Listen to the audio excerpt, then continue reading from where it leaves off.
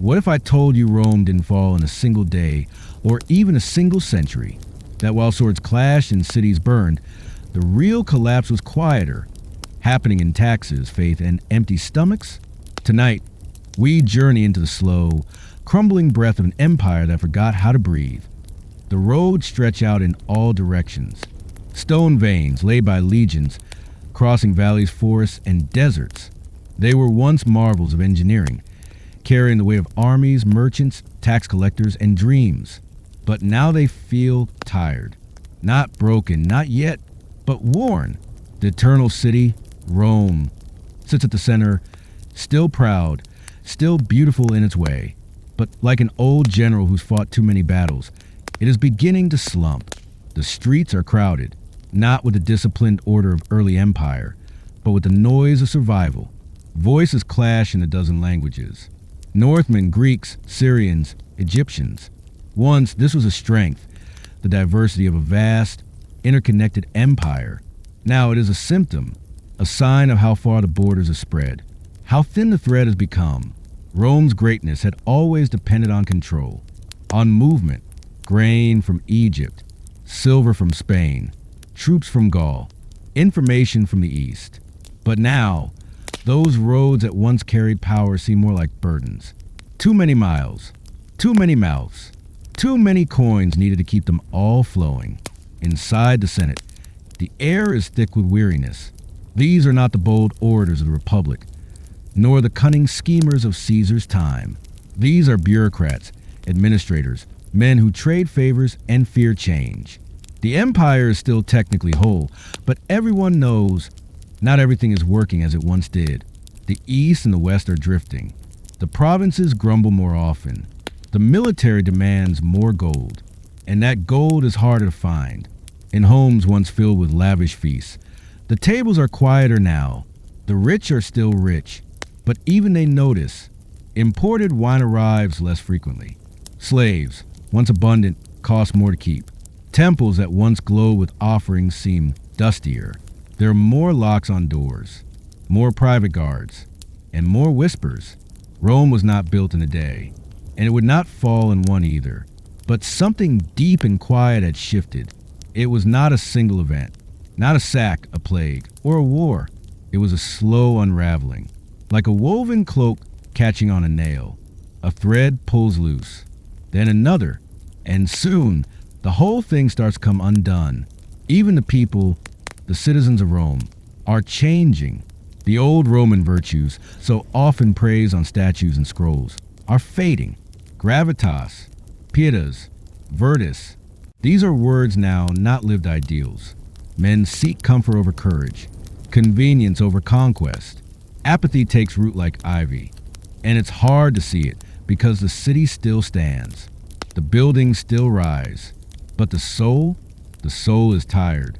You can hear it in the markets. Where once the forum buzzed with confident traders, now the merchants argue bitterly over coin. Inflation gnaws at their ledgers. A loaf of bread costs double what it did a few seasons ago. The coin, once solid gold, has been clipped, stretched, debased. Fewer believe in its value, but it is what they have. In the countryside beyond, farmers plant as they always have, but taxes grow heavier. Officials arrive more often, demanding grain, demanding livestock, demanding loyalty. Some leave their fields, move toward the cities, hoping for safety. They find crowded streets and little work. The army, once the pride of Rome, feels the weight too. Veterans speak of the old campaigns, of glory in Germania, of the discipline that once held a line steady through storms of arrows. But the new recruits are different. Many are not Roman. Many do not speak Latin. Some fight for gold, others for food. Loyalty is harder to find. The legions still march, but the spirit behind the armor has shifted. Meanwhile, the borders strain. Tribes press against them, not just with weapons, but with need. Fleeing famine, seeking warmth. Sometimes they ask for land.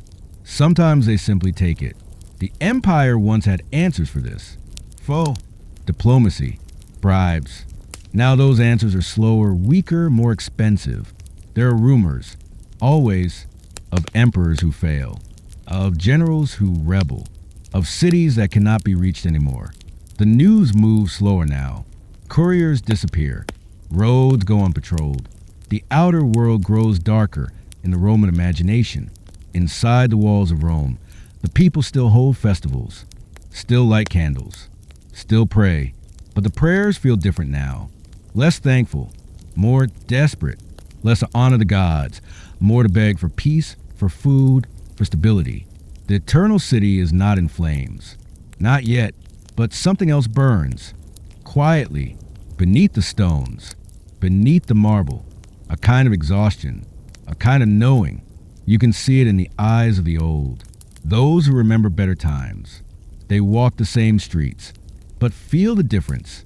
Not in sight, but in spirit. The little things add up. The grain shipments that arrive late. The guards who demand a bribe. The new taxes. The crumbling fountains. And always the weight of size. Of being too big. Of trying to hold too much for too long. Rome had stretched across continents. It had ruled from the cold moors of Britannia to the golden deserts of Africa. It had absorbed cultures, rewritten gods, paved empires into provinces. But nothing expands forever, not even greatness. This act, this moment in time, is not about collapse. It is about the beginning of unraveling. The deep breath before the slow exhale. The flicker before the dimming. Rome is still here, still proud. But the tiredness has settled in, and in the quiet corners of the empire, beyond the ears of officials, a question is whispered. What happens when even the eternal grows old? This question will echo through the acts to come, through wars and treaties, through plagues and migrations, through emperors and invaders. But for now, here in Act 1, we simply sit with it, with the weight of an empire, with the stretch of stone roads, with the tired pulse of a city that once ruled the known world. The empire is still alive, but it is not the same. And everyone from senator to soldier to slave feels it. Tomorrow, they'll rise again. The carts will roll. The markets will open. But tonight, Rome sighs. The map of the Roman Empire in its prime is breathtaking. An unbroken belt of land hugging the Mediterranean like a crown. From the misty isles of Britannia in the northwest to the burning deserts of Syria in the east. From the green hills of Hispania to the rich floodplains of Egypt, the sea at the center, Mare Nostrum, our sea, binds it all together. But this glory is also its burden. No one man, no matter how brilliant, can truly govern it all. The sheer size is staggering. Communication across the empire can take weeks, sometimes longer. Orders from Rome are obsolete before they reach their destination. Governors, generals, and tax collectors in the provinces must make decisions without waiting for imperial approval. And they do.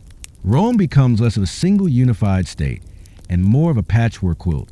Local customs, languages, and loyalties vary wildly. In Gaul, Latin mixes with Celtic tongues. In the East, Greek is still the language of trade and learning. Egypt has its own gods, its own rituals, its own rhythms. The illusion of unity holds. But barely. The emperor sits at the center, but his gaze cannot stretch across the whole horizon. By the time he hears a revolt in Mauritania, the rebels may already control half the province. By the time he learns of a drought in Syria, people may have already begun to starve. And the emperors are not what they used to be. Gone are the days of Augustus, with his subtle genius for administration.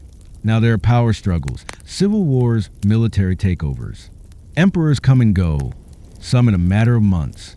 Many are elevated by their troops rather than the Senate.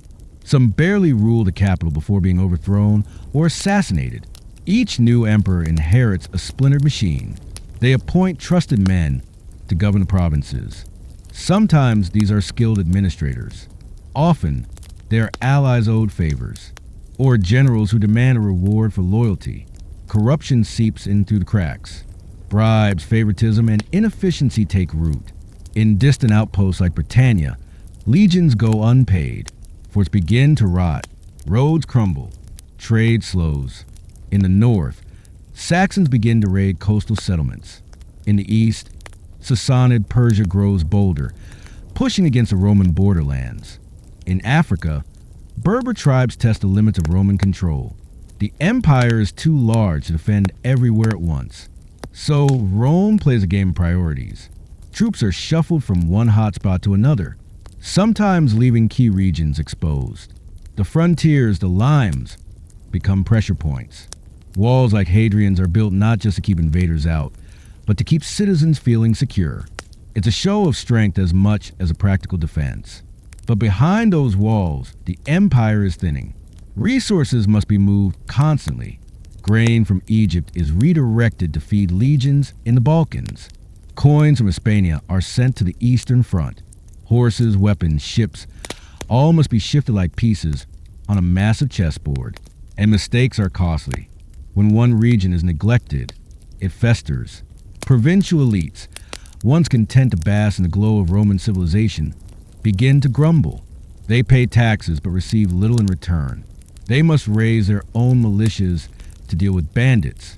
They must negotiate with local tribes. Some even cut quiet deals with enemies beyond the border. Better peace than abandonment. In the east, power begins to concentrate.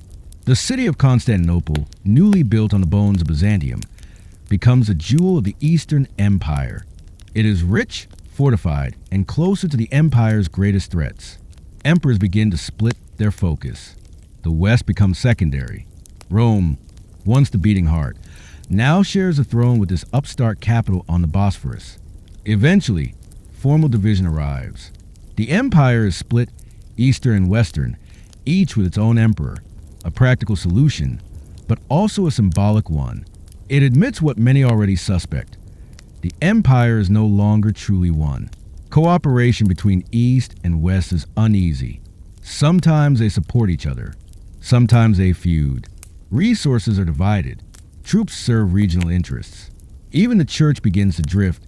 Greek in the East, Latin in the West. The fracture is spiritual as well as political. In the West, the problems mount. Rome is no longer wealthy enough to fund its defenses alone. The legions are smaller, less disciplined. Increasingly, the empire turns to mercenaries, barbarians recruited to fight Rome's wars. Goths, Huns, Franks, once feared enemies, now wear Roman armor. They are paid in coin, land, and promises. But loyalty is a fragile thing. When pay runs out, when land is scarce, these former allies can turn into enemies overnight. In cities across the empire, people live in uncertainty. Will the local garrison protect them? Will the tax collector return this year? Will grain arrive before winter?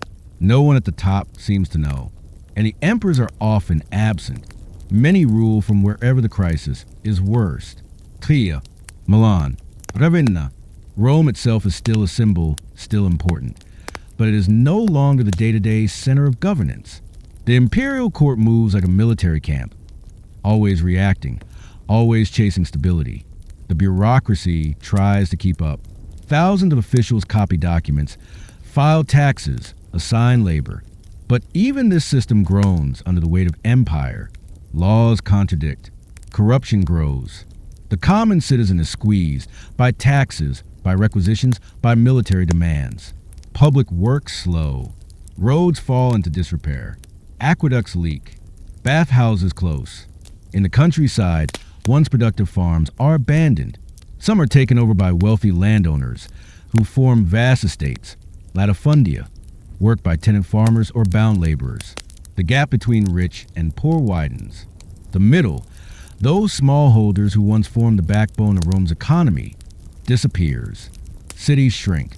People move toward fortified settlements, away from exposed villas and trade hubs. Urban life, once the pride of Roman civilization, begins to fade. The hum of markets, the clang of the forge, the laughter in the forum, it grows quieter. And all the while, the empire size looms. The very thing that made Rome great. Its reach, its diversity, its control of so many peoples and lands, is now its greatest weakness. The machine is too vast to fix all at once, too old to reinvent quickly, too precious to abandon. Rome can no longer project power as it once did. It reacts more than it acts. It negotiates more than it commands.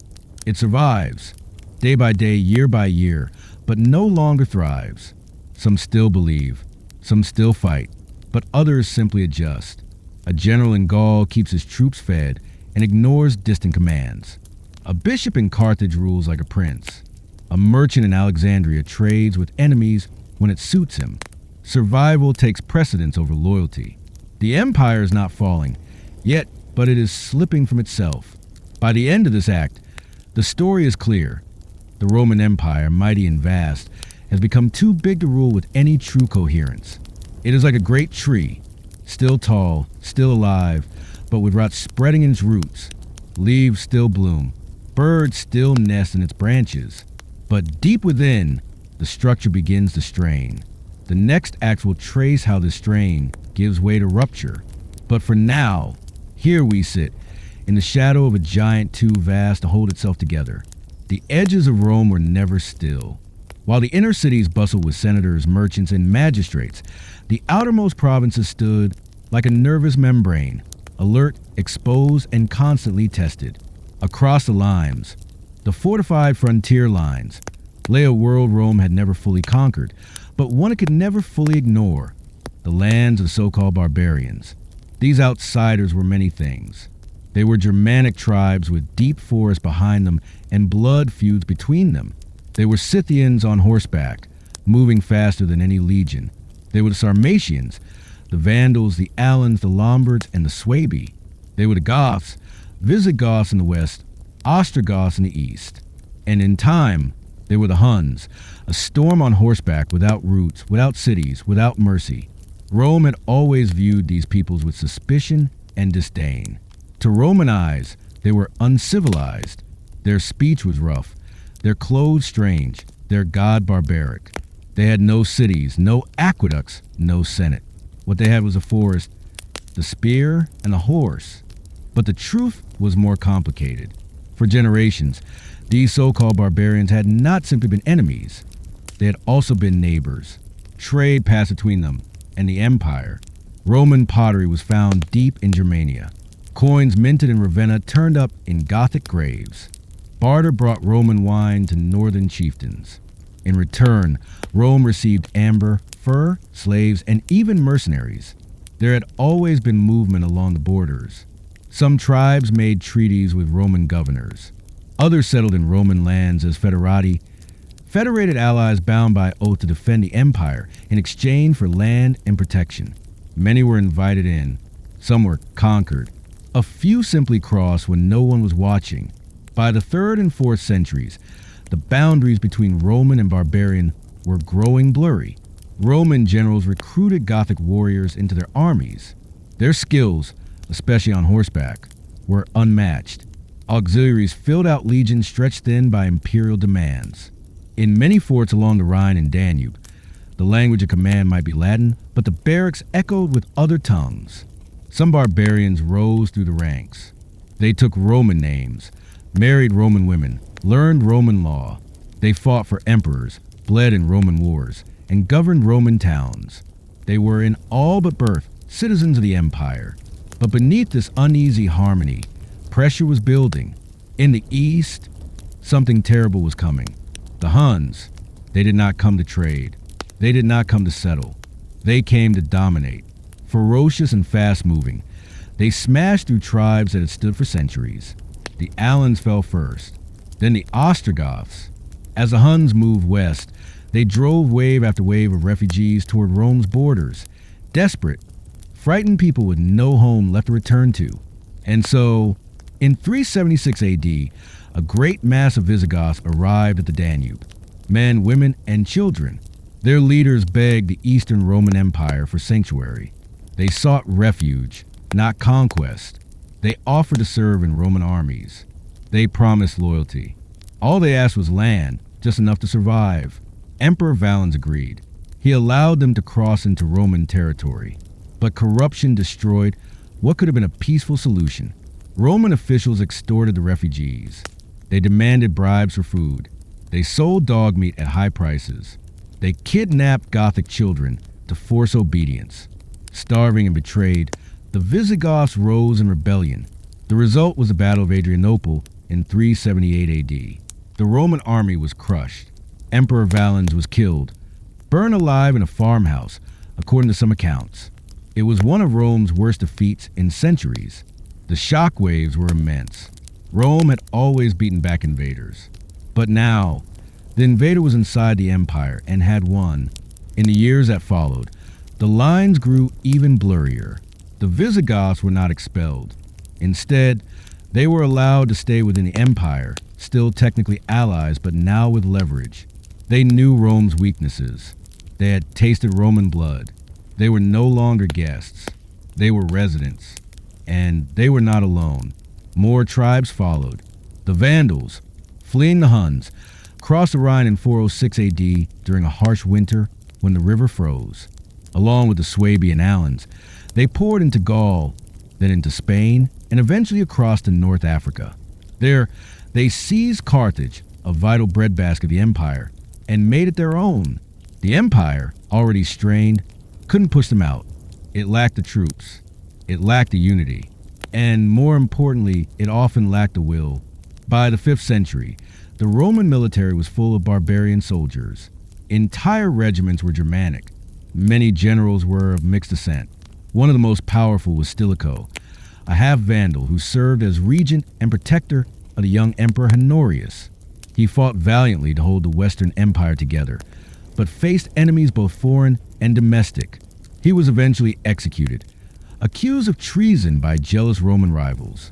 His fall marked a turning point. Rome no longer had the leadership to balance the barbarian presence within its ranks. And then came Alaric, a Visigothic king who had once served in Roman armies. Alaric had grown frustrated by broken promises and unmet demands. His people wanted recognition. They wanted land. They wanted dignity. When Rome refused, he marched on the city itself. In 410 AD, the unthinkable happened. Rome was sacked. It had been 800 years since a foreign army had set foot inside the Eternal City, though the sack was relatively restrained. Churches were spared, some order maintained. The psychological blow was immense. The world gasped. If Rome could fall, was anything sacred? But even after the sack, Alaric did not seek to destroy the empire. He wanted to be part of it, to be recognized, to build a future for his people within the Roman world. And that, in many ways, was a paradox of the barbarian presence. They were not always invaders seeking Rome's end. They often sought inclusion, status, a share in the greatness of the empire. But when denied, mistreated, or betrayed, they turned against it.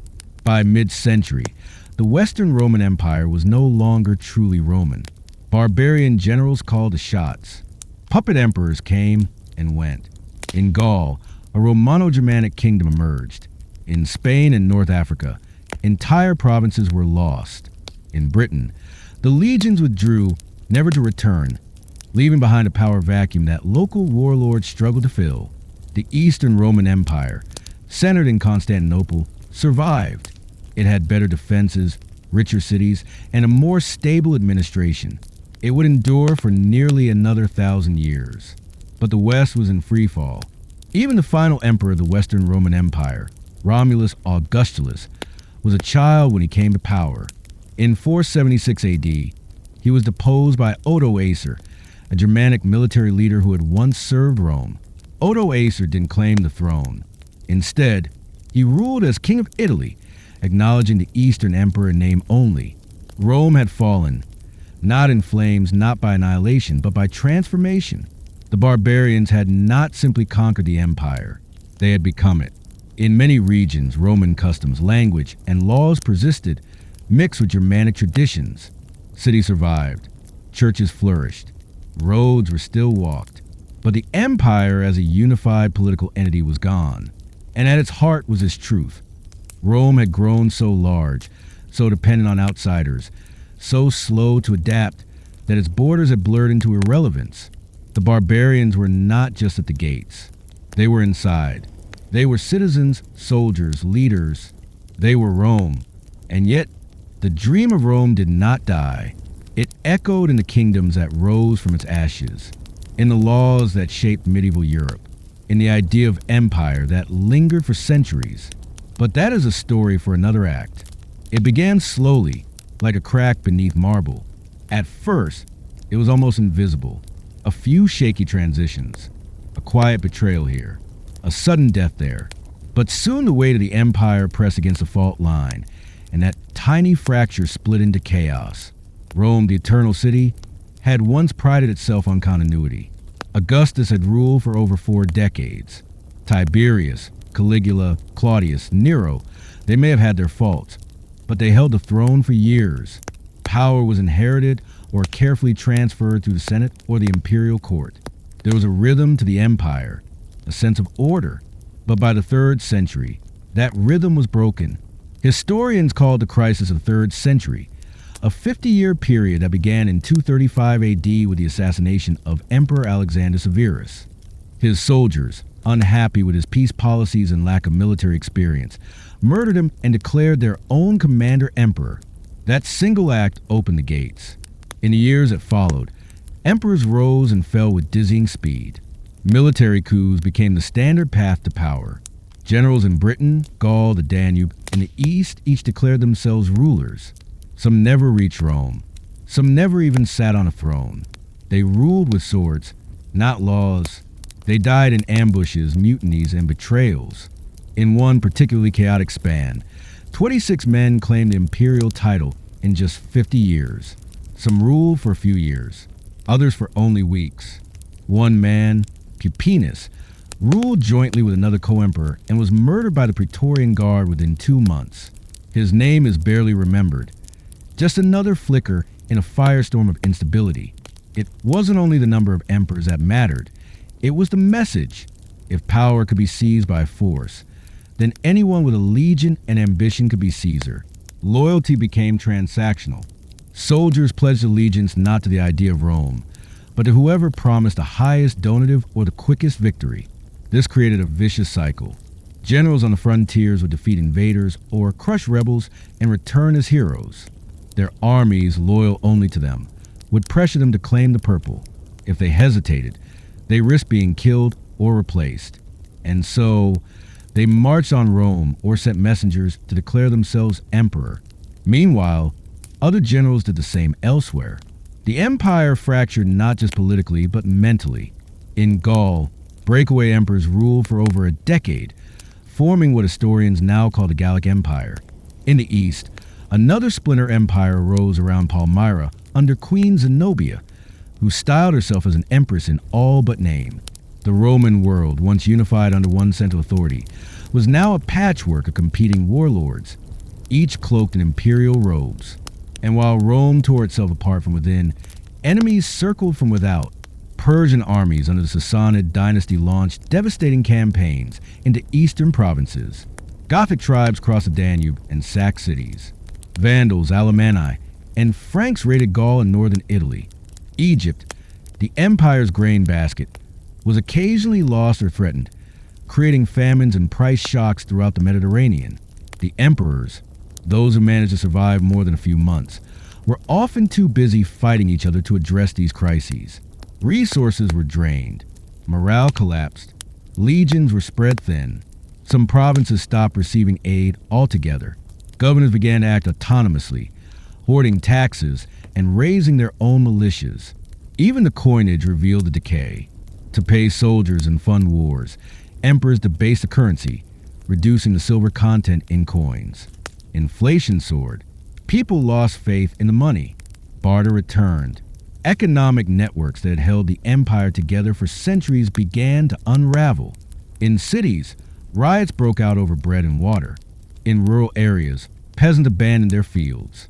In border towns, Roman authority simply vanished, replaced by local warlords or invading tribes who offered protection in exchange for submission. Yet amidst the chaos, there were still attempts to restore order.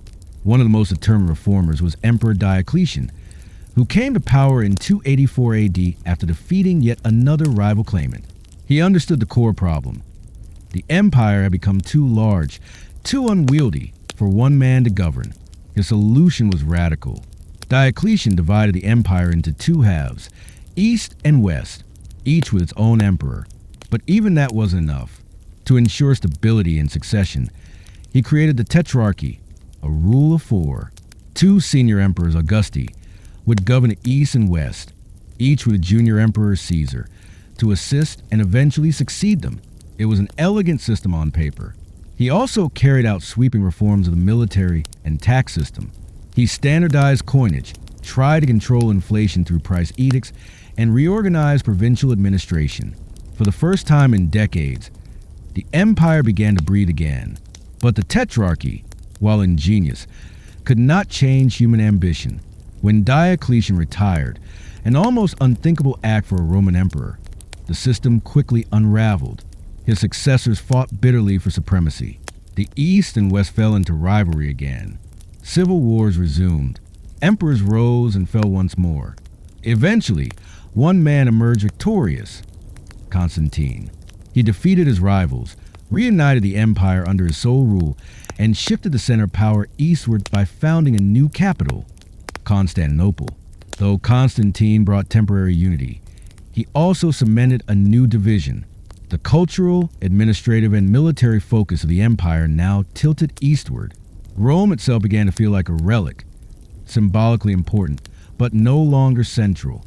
Even after Constantine, the cycle of unstable emperors continued, especially in the West.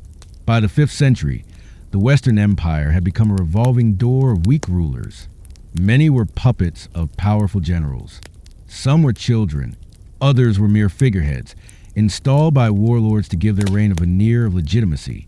One emperor, Avitus, was declared ruler by a Gothic king. Another, Petronius Maximus, seized power after arranging the assassination of his predecessor, only to be murdered himself within a few months. The names blur together: Majorian, Libius Severus, and Themius, Olybrius. None lasted. None left a legacy. The imperial throne in the West had become less a seat of power than a throne of glass, fragile, fleeting, and constantly shattered. In contrast, the Eastern Empire fared better. It had more wealth, better defenses, and fewer internal revolts. Its emperors ruled longer and with more authority. Constantinople, protected by massive walls in a strategic location, stood firm while the West crumbled. But the split was now permanent in spirit, if not always in law. What had once been a united Roman world was now two distinct entities, one Greek-speaking, urban and stable, the other Latin-speaking, rural and unraveling. By the time Romulus Augustulus, the last emperor in the West, was deposed in 476 AD, no one truly believed the Western Empire could be saved. His removal marked not a sudden collapse, but the quiet and a long, chaotic, blood-soaked chapter. The empire had not died in a blaze of glory. It had decayed, one crisis, one weak ruler, one civil war at a time. Emperors had once been gods among men. By the end, they were bargaining chips. Forgotten men and forgotten palaces, swept aside by history. And so, the throne that had once held Augustus, Trajan, and Marcus Aurelius became a curse more than a crown. The empire had produced emperors by the dozen, but none could restore what had already been lost. As Rome staggered into the later centuries of its life, it had one unshakable, inescapable need: money. Soldiers had to be paid. Roads had to be maintained. Grain had to be shipped. Bureaucrats had to be housed and clothed. Fortresses along the frontiers had to be staffed, fed and supplied, and as the empire grew weaker, the demands on the treasury only grew stronger. This was no longer the golden age of imperial conquest, when riches poured in from Egypt, Gaul, and Dacia. Those days were long gone. Now the frontiers bled money instead of producing it. Now the legions were not expanding the empire, but desperately trying to keep it from falling apart. But armies were expensive, and emperors, especially those who rose through military coups, understood one thing very clearly: loyalty came at a price. Donatives, lump sum bribes paid to soldiers at the beginning of an emperor's reign, became a tradition. Some emperors emptied the treasury in their first week on the throne, simply to buy off the legions. The Praetorian Guard, once guardians of the emperor, now auctioned off the throne to the highest bidder. All of this needed silver, gold, grain, and goods. So the tax man came knocking. At first, taxes had been fairly straightforward. Landowners paid a levy based on the size and productivity of their estates. Merchants paid duties on goods. There were tolls on roads and bridges, fees for legal proceedings, and occasional requisitions during times of war. But as the centuries wore on, these taxes increased in both weight and complexity, and the pressure began to crush the very foundation of Roman society. The vast majority of the empire's population were small farmers, peasants living in rural villages who worked the land owned by others or held modest plots of their own. These people were the backbone of the economy, and yet they were also the most vulnerable. When tax assessments were made, they were often based on quotas rather than actual harvests. If a village was told it must deliver a certain amount of grain or coin, it had to do so, regardless of drought, locusts, bandit raids, or flooding. If the full quota couldn't be met, the remaining burden was divided among those who remained.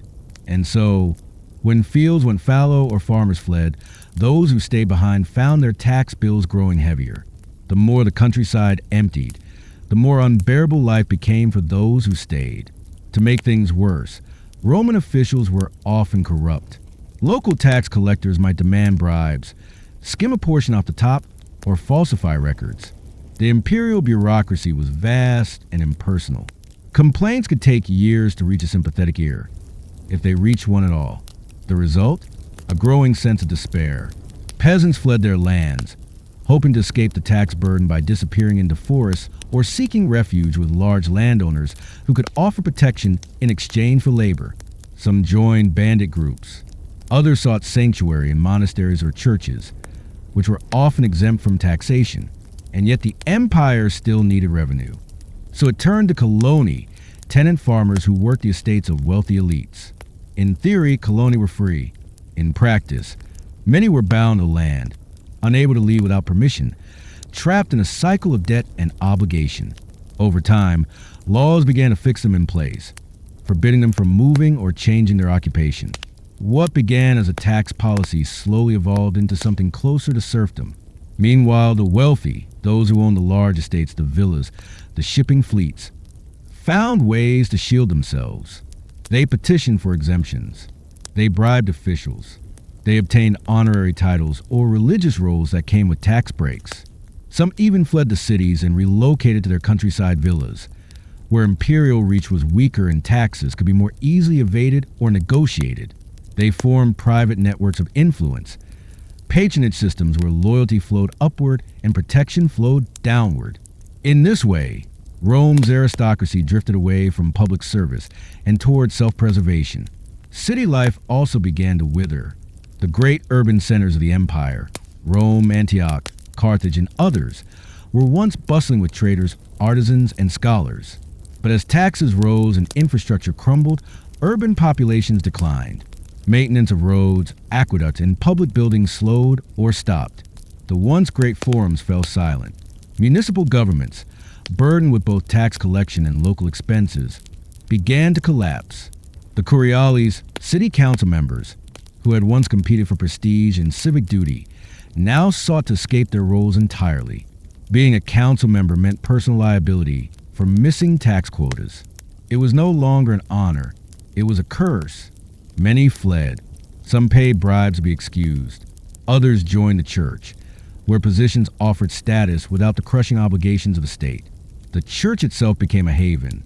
As imperial authority weakened, the Christian church grew stronger. Bishops not only offered spiritual guidance, but increasingly took on civil roles, administering charity, resolving disputes, even organizing local defenses. And since the church was often exempt from taxes, donations, and tithes flowed into it freely, it was, in a sense, a parallel system, rising as the old imperial system fell. The empire tried to respond. Emperors like Diocletian and Constantine implemented sweeping reforms, introducing new taxes, creating detailed census records, and assigning tax responsibilities to guilds, families, or entire villages. If one person fled, the rest were forced to cover their share. Tax collection became collective punishment. Some professions, like bakers or tanners, were declared hereditary. A son of a baker had to be a baker. A child of a tax collector had to be a tax collector. It was the only way to ensure that obligations continued, even if people wanted to escape them. But these measures only increased resentment. To many, the empire was no longer a protector, it was a predator. What had once been a source of pride and unity now felt like a cold machine, demanding more and giving less. The distant emperor, whoever he was that month, might speak of Roman glory, but the average citizen saw only the taxman at the door. And when invaders came, Germanic tribes, Huns, Persians, some towns did not resist. Some welcomed them, not out of loyalty, but out of exhaustion. They believed life under a new ruler could not be worse than life under a collapsing empire. In time, they were proven wrong. But by then, the damage had been done. The Roman economy had ceased to be a system of shared wealth. It had become a system of enforced extraction, draining the life from peasants, cities, and provinces to feed a faltering military and a bloated bureaucracy. This economic pressure did not destroy Rome overnight, but it hollowed it out. So when the final blows came, barbarian invasions, internal rebellions, the fall of the Western throne, the empire did not fall with a scream, but with a sigh. The taxman's burden had become everyone's burden, and few had the strength left to carry it. By the 3rd century CE, the Roman Empire had become a military state in all but name. Once, the legions had been instruments of imperial will, tools used to expand borders, defend provinces, and project Roman power across the known world. But now, the power of the sword had begun to eclipse the authority of the state itself. The transformation was not sudden. It crept in slowly, born from necessity and hardened by centuries of war. The empire had always relied on its military, but as internal instability increased and external threats multiplied, the balance tipped. Soon, emperors found themselves beholden to the very soldiers they were meant to command. The army, once disciplined and loyal to the Senate and people of Rome, had become a fragmented, self-interested machine. Soldiers now swore allegiance to their generals more than to the empire. And those generals, often ambitious and battle-hardened, saw the throne not as a distant goal, but as a prize to be seized. It began with crisis. The 3rd century was a time of chaos, plagues, invasions, famines, and economic collapse. In the span of 50 years, over 20 emperors would rise and fall, many of them soldiers, few of them dying in their beds. Assassination, rebellion, and betrayal became the norm. Power shifted not by inheritance or law, but by whose legion marched fastest toward the capital. In this storm of instability, one truth became clear. Control the army, and you controlled Rome. This shift upended the foundations of Roman governance. The Senate, once a center of authority and respect, had become a ceremonial relic. The imperial bureaucracy still functioned, but always under the shadow of military will. Provincial governors walk a tightrope. Obey the emperor, but keep your troops loyal. One misstep, and you might find yourself branded a traitor, or worse, an emperor without meaning to be. Indeed, many emperors rose reluctantly. Some were proclaimed by their troops without warning, waking up to find themselves declared ruler of the empire. To refuse meant death. To accept meant a swift march to war. The military had become kingmaker. This new reality bred instability. Rival claimants sprang up across the empire, one in Gaul, another in Syria, a third in Egypt. Civil wars erupted with deadly regularity. Cities burned, population starved, and entire legions were annihilated, not by foreign enemies, but by their fellow Romans. And with each conflict, the army gained more leverage.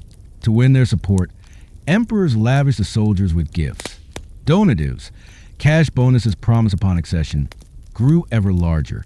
Land grants, tax exemptions, and special privileges followed. Discipline softened. Standards fell. What mattered was loyalty, not merit. The legions, once the pride of Rome, became both its shield and its executioner. In this environment, generals grew bold. Men like Septimius Severus, Maximinus Thrax, and Aurelian marched on Rome not to defend it, but to take it. They used their troops like chess pieces, moving them across provinces in a deadly game for power. And the soldiers followed, not out of patriotism, but for the promise of spoils, status, and security. This dynamic distorted every corner of the empire. Military needs dictated political decisions. Civil projects were delayed or canceled to fund campaigns. Grain shipments were diverted to feed armies, leaving cities hungry. Justice became inconsistent, warped by proximity to force. Even the structure of the army began to change. In earlier centuries, Rome's military had been composed largely of citizen soldiers, drawn from Italy and bound by loyalty to the state. But by the 4th century, this model was no longer sustainable. Population decline, economic hardship, and constant warfare made recruitment difficult. So the empire turned outward. Foreigners, barbarians by Roman standards, were increasingly brought into the legions. Germanic tribes, Goths, Moors, and even Huns were offered pay, land, and citizenship in exchange for service. Some fought valiantly, others bided their time. Entire units became ethnically distinct, loyal to their commanders, but isolated from Roman culture. Latin gave way to local dialects. Roman discipline gave way to tribal customs. The empire's identity began to blur. In theory, this was practical. Rome needed soldiers. Foreigners needed opportunities. But in practice, it seeded instability. When loyalty was bought, not bred, it could easily shift. And when foreign generals rose through the ranks, they brought their people with them, not just into the army, but into positions of power. The boundary between Rome and its enemies became porous. Allies became threats. Threats became emperors. One emblematic moment came in the year 193 CE, the so-called Year of the Five Emperors. After the assassination of Emperor Pertinax, the Praetorian Guard, Rome's elite inner troops, did the unthinkable. They auctioned off the imperial throne. Literally, in public, the highest bidder, a wealthy senator named Didius Julianus, purchased the empire like a man buying a horse. The reaction was swift. Legions elsewhere, disgusted and jealous, declared their own generals emperor. Civil war erupted again. Didius was executed. The Praetorian Guard replaced. But the message had been sent. The empire was for sale, and the army held a receipt. Later emperors tried to regain control. Diocletian divided the empire into eastern and western halves, hoping that smaller units could be more effectively governed. He increased the size of the army, reorganized provinces, and created layers of bureaucracy to monitor generals.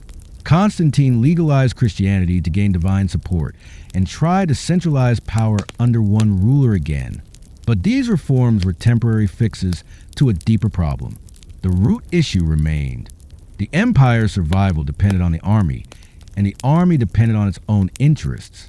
This led to another consequence: militarization of daily life. Cities were fortified. Roads became military highways. Civilians learned to live under garrison rule. Local disputes were settled by commanders, not magistrates. Laws were enforced by the sword, not the scroll. Rome had become a camp, its citizens permanent recruits. This constant state of readiness drained the empire. Men were conscripted, sometimes taken by force. Families were broken. Fields went untilled. Trade suffered. And when the army failed to protect a region, refugees streamed into safer areas, further burdening the system. By the 5th century, the Western Roman Empire was little more than a patchwork of warlords, each commanding his own army, each claiming to act in the name of Rome. But there was no Rome, at least not the Rome that had once unified the Mediterranean under a single law, a single language, and a single idea. The armies had eaten the empire from the inside out. Ironically, the very institution meant to defend Rome had accelerated its fall. Rome had not been overrun in a single battle. It had eroded over generations, hollowed out by a dependence on force, by the slow shift of loyalty from idea to individual, from law to legion. And so, when the Visigoths sacked Rome in 410, and when the last emperor of the West was deposed in 476, the empire did not resist as it once would have. The armies had already chosen their sides. Some fought for new kingdoms. Some served foreign kings. Others simply disappeared into history. Nameless soldiers who had once sworn to defend an eternal empire, only to help dismantle it. The army owned the empire, and when it no longer wanted it, there was nothing left to save. Rome had once been a civilization of cities. That was its pride, its strength, its identity. Cities were the jewels of the empire, centers of trade, governance, culture, and law. Grand forums echoed with oratory. Temples stood as monuments to the gods and the state. Aqueducts carried clean water for miles, and public baths pulsed with life. But by the 4th and 5th centuries, the rhythm began to falter. Something was going wrong. People were leaving. not in mass panic waves. At first, not all at once, but steadily, quietly, as if the very soul of urban life had grown tired. The Roman city was a complex organism. Its infrastructure relied on constant maintenance. Aqueducts needed cleaning and repairs. Streets had to be swept and patrolled. Bathhouses stocked with wood and attendants. Markets regulated. Grain distributed, water pumped, and sewage removed. This delicate web required not just effort, but wealth. And that wealth came from taxes. But as the empire stretched itself thinner and thinner, militarily, economically, and administratively, the tax burden grew unbearable. The cities, once places of opportunity, became centers of taxation and surveillance. Imperial officials squeezed the population for revenue to fund the military machine. The local elites, who had once donated to civic life and taken pride in public service, began to retreat into their estates. And the common people, once drawn to urban markets and grain doles, now saw little left to stay for. So they left. The great cities began to lose their glow. Temples were no longer cleaned. Pigeons nested in forgotten shrines. Bathhouses, once the social hearts of Roman life, grew cold and silent. The furnaces stopped burning. Roofs leaked. Mosaics cracked. The smell of sulfur and warm water faded, replaced by the dust of neglect. In places like Carthage, Alexandria, and even Rome itself, the decline was visible. Murals faded, fountains dried, and entire blocks were abandoned. The once bustling apartment buildings instantly collapsed from lack of upkeep. No one bothered to rebuild them. Merchants and craftsmen, their customer base dwindling, packed up and moved to the countryside. Villas began to outnumber shops. Rural estates, fortified and self-sufficient, became the new centers of economic life. Nobles withdrew behind their walls, managing agriculture and avoiding urban obligations. The local markets followed them, shrinking from stone halls to village fairs. This transition from urban to rural was not a renaissance. It was retreat. Life grew more isolated, more precarious. With fewer people in the cities, roads fell into disrepair. Couriers arrived less frequently. News traveled slowly. The empire, once interconnected like a vast web, was unraveling. The decay wasn't just physical, it was psychological. Urban identity, the sense of being a Roman citizen among other citizens, began to erode. In the absence of civic pride, people turned inward. Local customs replaced imperial rituals.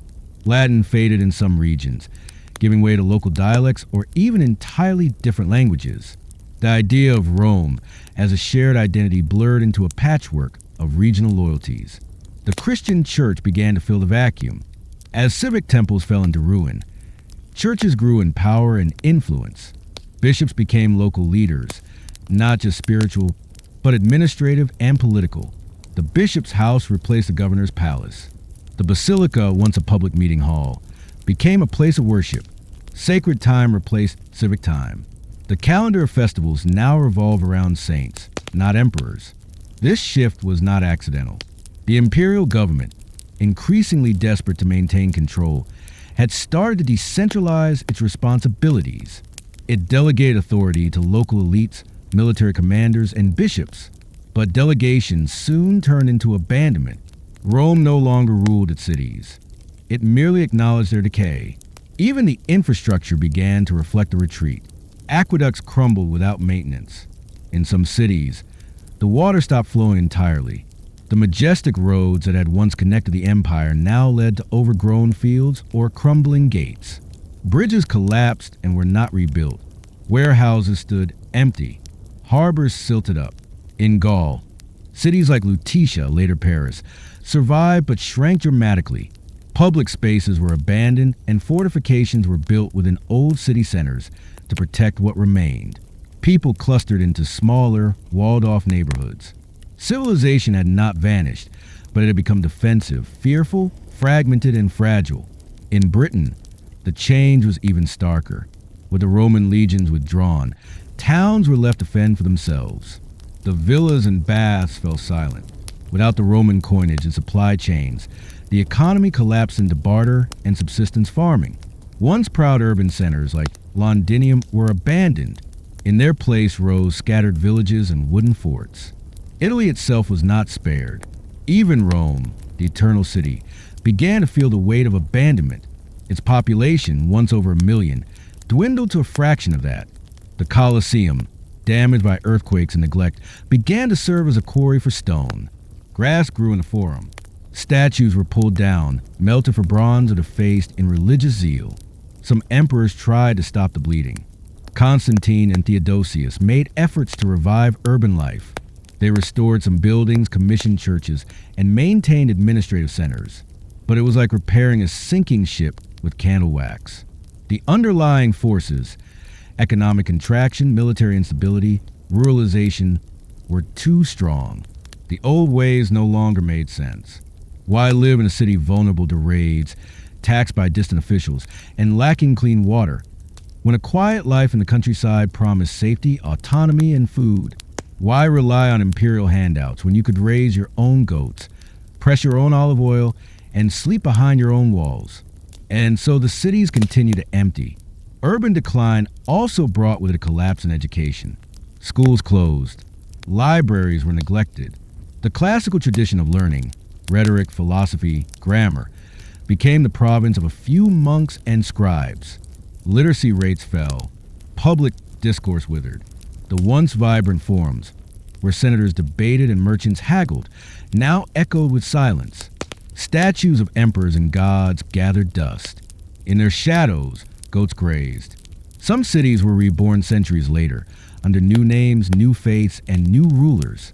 But the ancient Roman urban spirit, the idea of a shared civic life, bound by law and duty and pride, faded with the falling tiles of the last public baths. By the 6th century, many of Rome's once great cities were barely recognizable. Civilization had not ended. People still lived, prayed, farmed, and traded, but they did so in a different world, one that no longer looked to marble temples or golden forums for its identity. The light hadn't gone out entirely, but it had dimmed and moved elsewhere. The cities, once alive with laughter and argument, art and ambition, had become ghosts, and the people, no longer citizens of an empire, had become survivors of its memory. The Roman Empire, for much of its long and complex life, had prided itself on religious diversity. Pantheons borrowed from Greece, cult imported from Egypt and Persia, gods or emperors, soldiers, farmers, merchants. Religion was practical, public, and plural. It served the state as much as the soul. Shrines dotted every street. Statues of Jupiter, Juno, Mars, and Minerva loomed over every public square. Sacrifices were routine, temples grand, and the rites of Rome were tied to its very identity. Then came Christianity, quietly at first, a whisper in the eastern provinces, a forbidden rumor among the poor and enslaved. An underground movement with no temples, no altars, and no need to bow to the emperor. In its earliest days, Christianity was a faith on the margins, mocked, hunted, misunderstood. Christians refused to sacrifice to the imperial gods. They held secret gatherings, spoke of one God, and preached humility, charity, and salvation not through conquest, but through suffering. Rome saw this not just as heresy, but as treason, and so the persecutions began.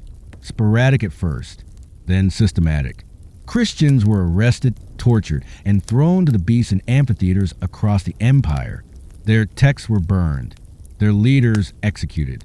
The empire tried to stamp them out with the same force it used to suppress rebellion and invasion, but it did not work. Instead, persecution gave the faith strength. Martyrs became heroes. Their blood, as later Christians would say, became the seed of the church. The more the empire tried to crush Christianity, the more it grew, among slaves and women, among merchants and soldiers, among the Greek-speaking East and the Latin-speaking West. It spread, quietly but steadily, like water through cracks in stone. By the time Constantine rose to power in the early 4th century, the faith was too widespread to ignore. He saw in it not just a religion, but a force. In 313 CE, the Edict of Milan legalized Christianity. No more persecutions. No more secret meetings. Christianity came out into the light, and it changed everything. Temples to Jupiter and Mars were still standing, but now churches rose beside them. The rituals of the old gods continued, but now bishops debated scripture in imperial halls. Pagan philosophers still taught in academies, but now Christian monks copied gospels in candlelit rooms. Constantine gave the church not just tolerance, but power. He granted bishops authority, gifted lands, and built churches, most famously, the Great Basilica in Byzantium, which he would rename Constantinople. The emperor himself, once seen as a divine figure, now bowed to a higher spiritual authority. His court was filled with Christian advisors. His sons were raised in the new faith. Rome was no longer the same. Christianity did not just coexist with Roman culture. It reshaped it. The public sacrifices ended. The gladiatorial games fell out of favor. The great temples emptied. Religious festivals once tied to harvests or emperors were replaced by saints' days and fasts. The rhythms of Roman time, once marked by the lunar cycle and the imperial calendar, now ticked to the beat of Christian holidays, Easter, Lent, Pentecost. And it was not a peaceful transition. Many Romans resisted. The old elite, steeped in classical learning and loyal to the traditional gods, saw Christianity as an infection. They mocked its rejection of wealth, its worship of a crucified man, its disdain for beauty and rhetoric. They saw their culture, built on Virgil and Cicero, on Jupiter and Venus, slipping away. Even within Christianity itself, division festered. The early church was not unified.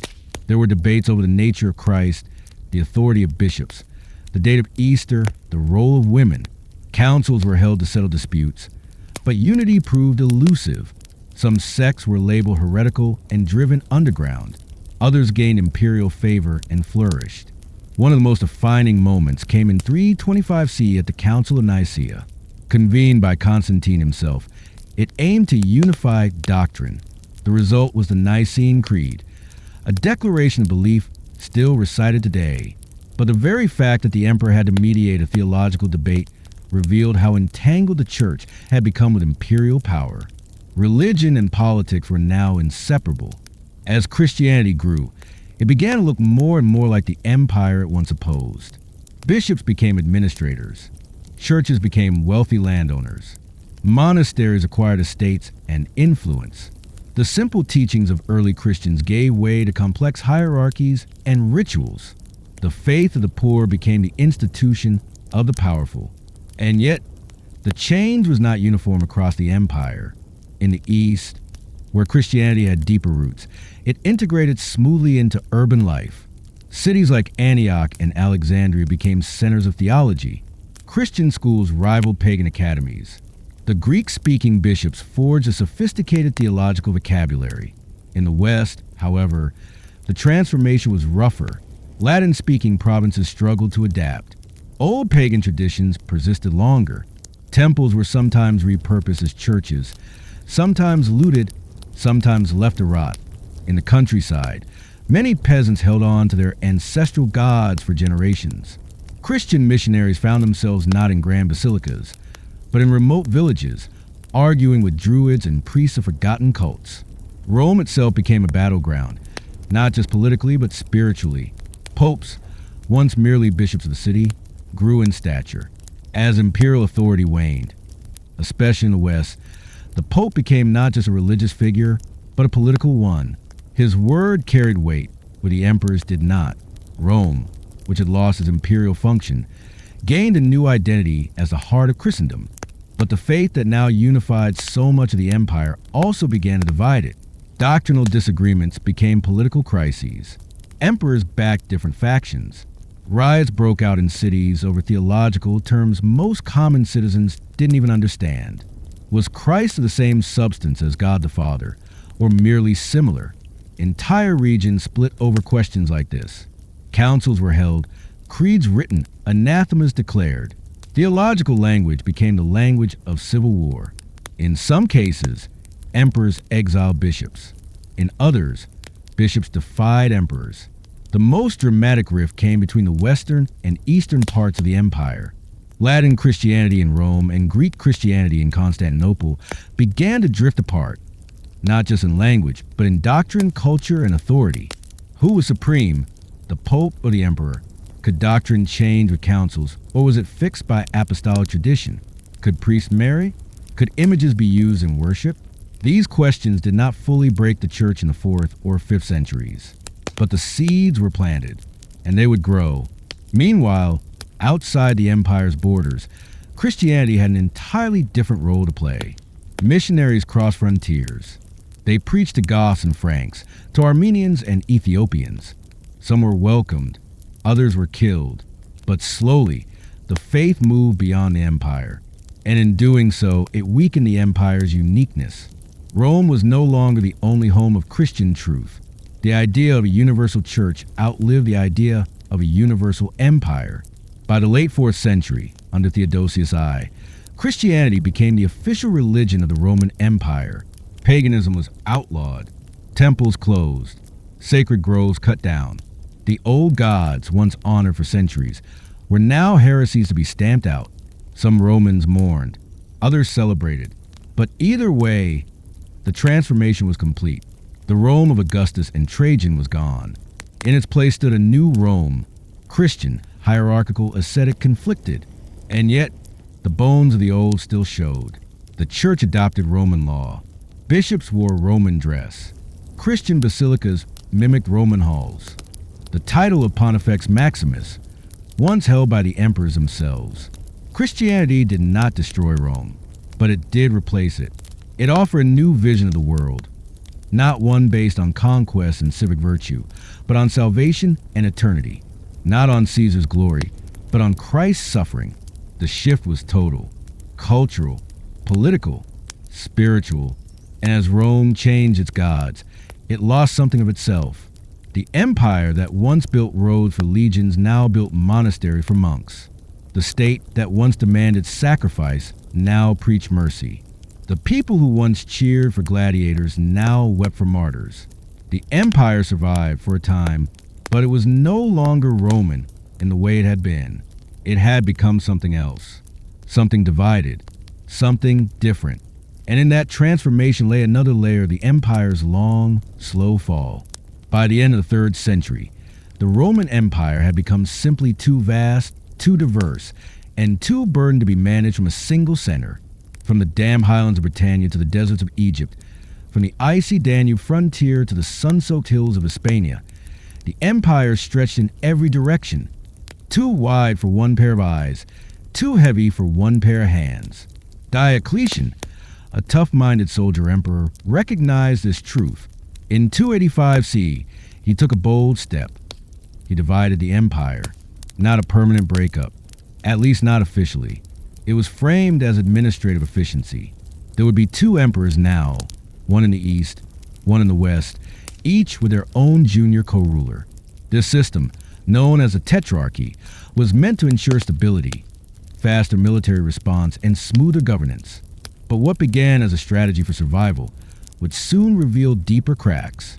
The eastern half of the empire, wealthier, more urban, more stable, began to outshine the west almost immediately. Its cities bustled with commerce, its ports with ships, its churches with bishops.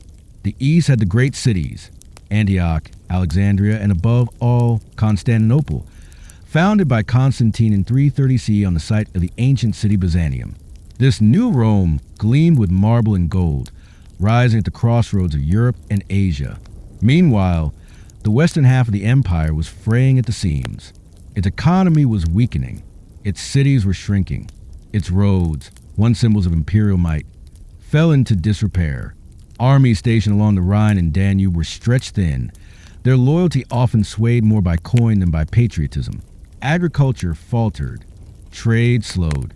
The once glorious city of Rome, now a shadow of its former self, watched as its prestige declined. Culturally, the two halves also drifted apart. In the east, Greek remained the dominant language. In the west, Latin still held sway. The eastern cities retained their ancient philosophical traditions, their scholarly institutions, their cosmopolitan flair. The west, more rural and militarized, grew increasingly provincial. Communication between the two halves grew slower, less frequent, more difficult. Religiously, the eastern and western churches began to diverge in customs, authority, and outlook. differences that wouldn't reach a full schism for centuries, but whose roots were already digging in. The bishops of Rome and Constantinople each claimed special status. The councils that shaped doctrine were dominated by Eastern clergy. The spiritual heart of the empire was slowly migrating eastward, but the real difference lay in security. The Eastern Empire had strong natural defenses, deserts, mountains, and fortified cities. The Western Empire had frontiers open to the cold winds and migrating peoples of the north. Germanic tribes, Goths, Vandals, Franks, pressed against the borders with growing strength and desperation. Rome had once welcomed some of them in as allies and mercenaries, but that strategy backfired. These groups were no longer content to serve Rome. They wanted land autonomy and a piece of the empire for themselves. In 395 CE, after the death of Emperor Theodosius I, the division of the empire became permanent. His two sons inherited the halves, Arcadius in the east, Honorius in the west. They ruled separately. They governed separately. And though they still called themselves Romans, they were effectively the rulers of two different worlds. Constantinople rose. Rome sank. The contrast could not have been sharper. In the east, the emperors maintained control of the army, the bureaucracy, the economy. Gold flowed into the coffers. The Eastern court maneuvered with cunning, buying peace when necessary, manipulating barbarian tribes, playing rivals off one another. Its cities remained centers of wealth, faith, and learning. In the West, emperors rose and fell like leaves in the wind. The imperial court drifted from city to city, Milan, Ravenna, abandoning Rome itself. Puppet emperors were placed on the throne by generals or foreign kings. Civil wars erupted as rival claimants battled for control. There were years when the empire had 3 emperors, and years when it had none worth naming. In 410 CE, the unthinkable happened. Rome was sacked. Alaric and his Visigoths, once Roman allies, marched into the city and took what they pleased. They did not stay, but their message was clear. The city that once ruled the world was now vulnerable. Romans were stunned. Some wept in the streets. Others turned to religion for answers. St. Augustine, far away in North Africa, began writing his great work, The City of God, arguing that the true kingdom was heavenly, not earthly. It was a turning point, not just politically, but psychologically. Rome was no longer eternal, yet the Eastern Empire held firm. It even looked down upon the West with a mixture of pity and disdain. To many Eastern elites, the Western Empire was a burden, an endless drain of military resources and diplomatic headaches. They sent troops when they could, money when they must, but they understood the truth. The West was slipping beyond saving. And so, the Western Empire limped on, an empire in name but not in fact. Its armies were filled with foreign mercenaries. Its officials were corrupt, underpaid, or simply absent. Its peasants were overtaxed and underfed. Great Roman families retreated to their estates, building private fortresses, raising their own troops, and ignoring imperial commands. Loyalty to Rome gave way to loyalty to land, to family, to survival. In 455 CE, another sack, this time by the Vandals, sailing from North Africa. They looted Rome more thoroughly. Temples, palaces, and homes were stripped. Gold, silver, and sacred relics were carried off. The word vandalism would later come from their name. By now, Rome had little left to give. In 476 CE, the final blow. A Germanic general named Odoacer deposed the last Western emperor, Romulus Augustulus. A boy emperor was named that echoed Rome's mythic founder and its first emperor. But there was no glory in his fall. No last stand. No great battle. Odoacer simply sent the imperial regalia to Constantinople and declared himself king of Italy. The Western Empire was dead. No proclamation marked its end. No monument was built. No funeral rites were held. It slipped away, forgotten by some, mourned by others, replaced by a patchwork of kingdoms ruled by foreign kings who styled themselves as Romans but bore none of the old empire's unity. In the East, the Roman Empire lived on. The Byzantines, as we now call them, still called themselves Romans. Their emperors still ruled from Constantinople. Their armies still marched under Roman banners. Their laws, architecture, and bureaucracy preserved the old traditions, adapted, Christianized, but recognizably Roman. But they were alone. The western half, once the heart of the empire, was now a mosaic of barbarian kingdoms. The Visigoths ruled Spain. The Franks held Gaul. The Ostrogoths governed Italy.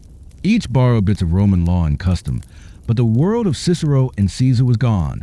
The split had become real. And as centuries passed, the memory of the Western Empire faded into legend. An age of lost glory, of marble cities and mighty legions. Monks in crumbling monasteries copied old Latin texts by candlelight, preserving what they could. Peasants tilled soil once owned by senators. Shepherds grazed flocks where once chariots had raced. Rome was broken, but its shadow remained. And in that shadow, new world began to take shape. The question is no longer whether the West fell, but what rose from its ruins. The name Vandal might conjure images of wild chaos, men swinging swords, torching temples, smashing statues.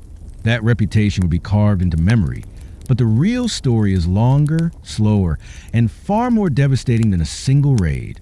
By the early 5th century, the Roman Empire, especially in the West, was bleeding from a dozen wounds. But the slow loss of North Africa will become one of the deepest and most fatal. The Vandals were not born raiders. They had once been farmers, herders, and villagers, an East Germanic tribe pushed westward by pressures beyond their control. Climate changes, warfare, and the growing strength of the Huns pushed them across the Rhine in 406 CE, alongside other displaced peoples. They weren't an army so much as a migration.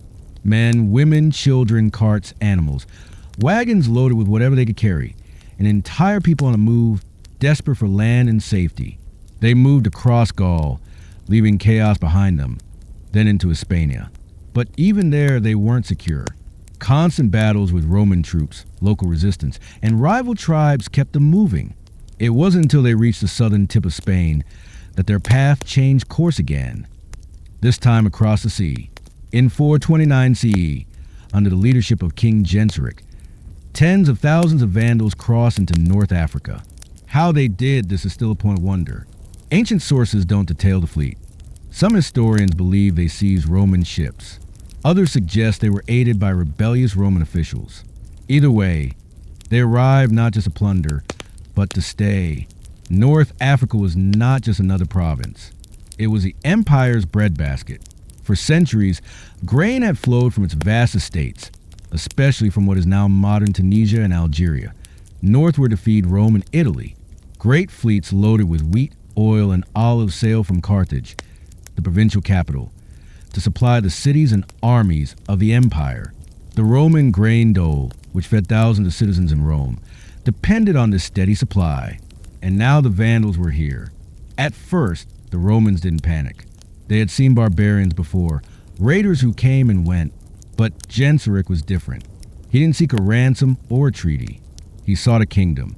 He moved methodically. His forces swept across the countryside, capturing towns, burning estates, and establishing control over key ports. Local Roman commanders tried to resist. They failed. The imperial court in Ravenna promised reinforcements. They didn't arrive in time. By 439 CE, the Vandals took Carthage, not just a city, the city of Africa, founded centuries before by the Phoenicians, conquered by Rome during the Punic Wars, rebuilt and flourished under Roman rule. It was one of the jewels of the empire, a center of commerce, learning, and faith. When the Vandals entered, there was no immediate slaughter, no great fire. Genseric ordered the preservation of key buildings. But Roman rule was over. The Vandals were now the new masters. Carthage became their capital. A barbarian kingdom had risen on Roman soil and in one of its most vital regions. And with it, the grain ship stopped. It wasn't that the fields lay fallow. The Vandals continued to grow wheat, but now it fed their own people, their own armies, their own markets.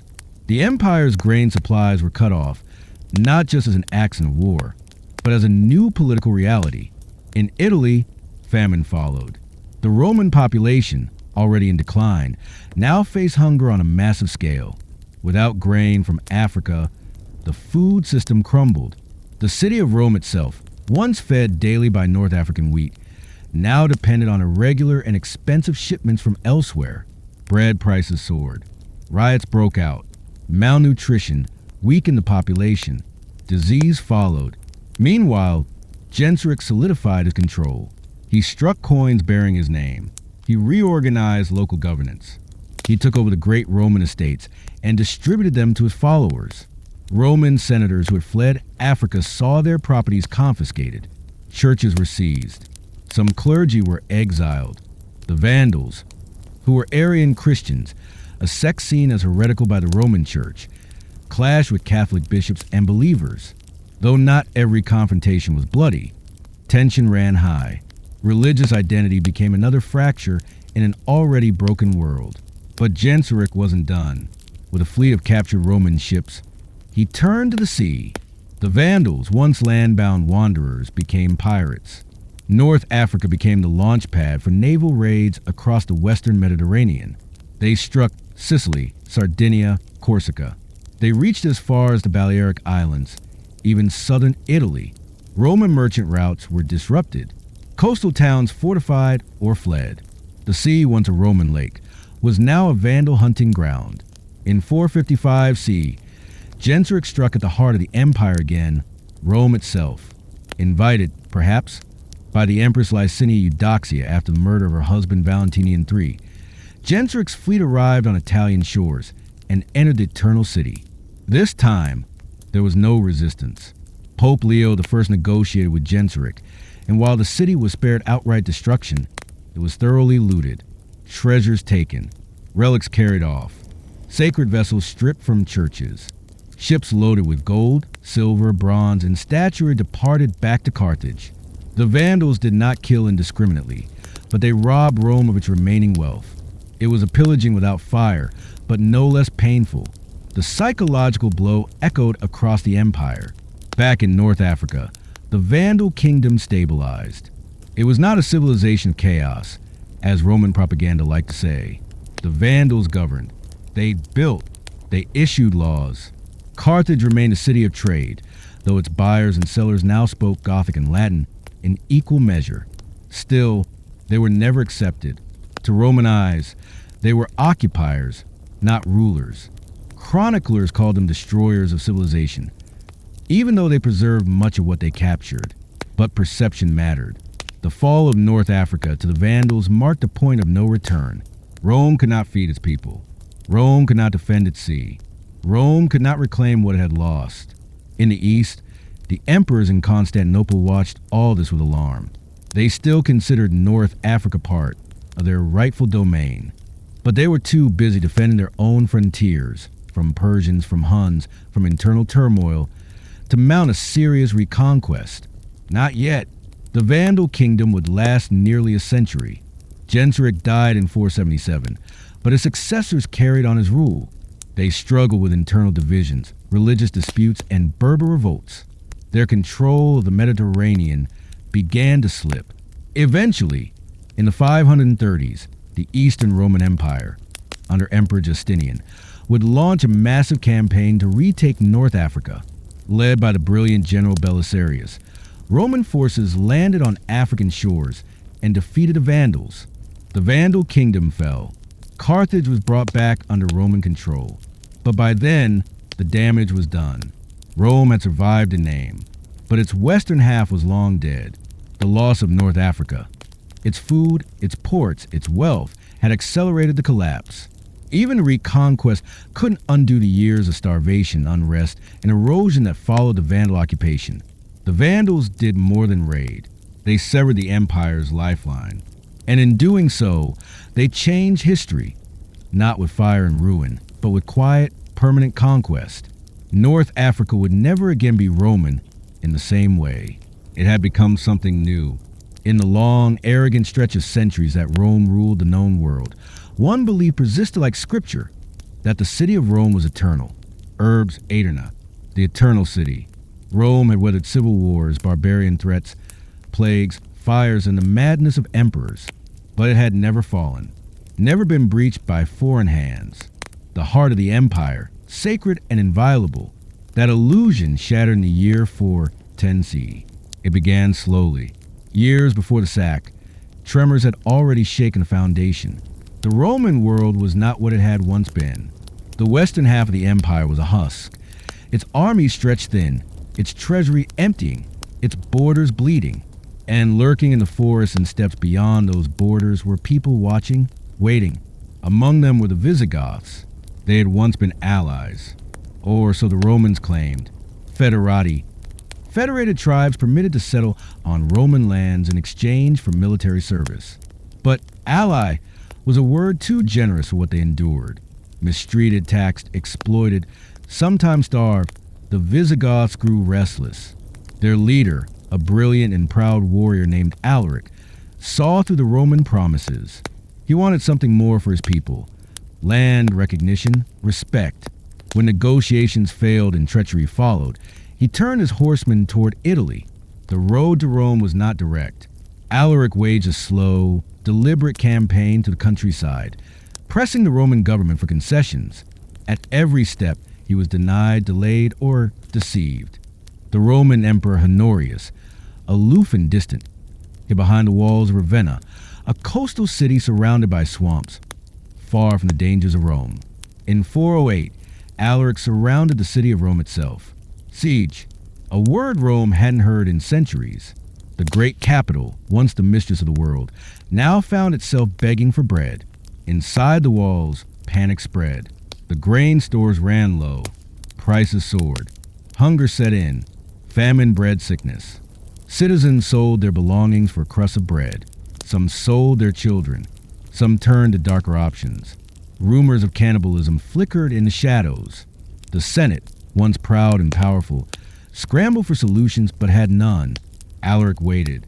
Eventually, Rome paid a massive ransom. Gold, silver, silk, pepper, all to make him go away. And he did for a while.